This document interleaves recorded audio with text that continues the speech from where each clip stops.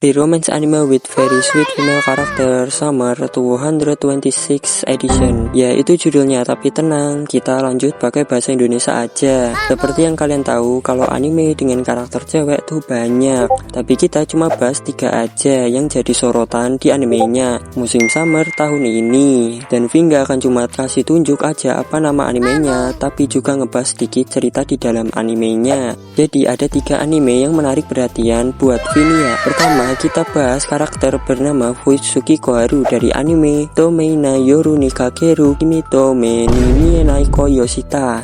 Itu dari judul Japannya. Kalau di Inggrisnya itu Love and Sin Beneath the Clear Night Sky.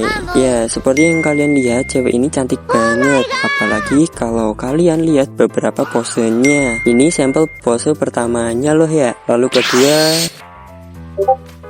terus ketiga,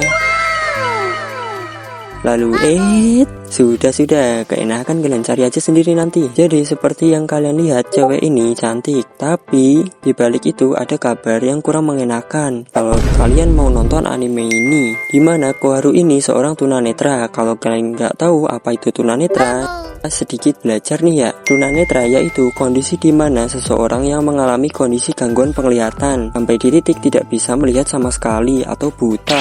Ada 2 kondisi yang bisa disebut sebagai tunanetra, yaitu kondisi dimana seseorang masih bisa melihat tapi sangat terbatas, dan kondisi seseorang yang tidak bisa melihat atau buta. Dari kasus Koharu ini, dia mengalami kondisi tidak bisa melihat atau buta. Tapi nih, butanya nggak dari lahir loh ya Koharu ini. Sebelumnya dia bisa melihat, tapi karena suatu penyakit dia jadi seperti itu. Maaf kayak gak enak gitu nyebutnya, jadi sebut aja seperti itu aja ya. Lanjut, di animenya Fuitsuki Koharu menjadi karakter protagonis. Jangan bilang kalian nggak tahu lagi nih ya. Simpelnya tuh karakter utama di cerita ini, paham ya? Lanjut, di animenya ini momen inti romance mereka aja yang Vi sebutin atau bahas lo ya. Fuitsuki Koharu ini pertama kali bertemu dengan protagonis cowok, yaitu Sorano Kakeru, yang mereka tuh bertemu saat acara pesta penyambutan mahasiswa baru. Tapi bukan di sini hubungan mereka dekat ya. Habis pulang dari pesta itu, Koharu itu suka sama kembang api. Cuma dia kepleset. Untungnya ada Kakeru yang sigap bantu dia. Ini cuma pembuka. Soalnya besoknya saat di kampus, Koharu jatuhin penanda buku, tapi diambilin sama Kakeru. Mulai dari situ mereka saling inget loh ya. Pas mau pulang, Koharu jatuhin tongkat putihnya. Bagi yang nggak tahu, bang, kenapa tongkat putih? Kan ada hitamnya itu.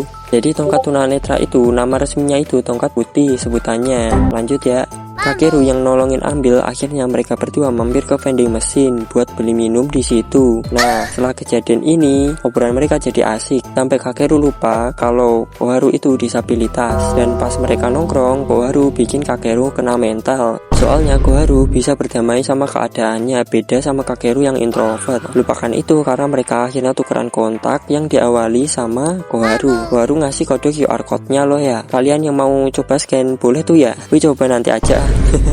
Jadi itulah singkatnya mereka bertemu. Semoga gak keluar dari judul ya. Jujur, Vi bikin ini dadakan. BTW kenapa kesannya kayak penutup? Soalnya Vi capek ngeditnya. First time bikin ginian loh ya. Jadi ini dibagi jadi 3 part. Hehe. Makasih yang udah nonton. See you in the next video. Goodbye.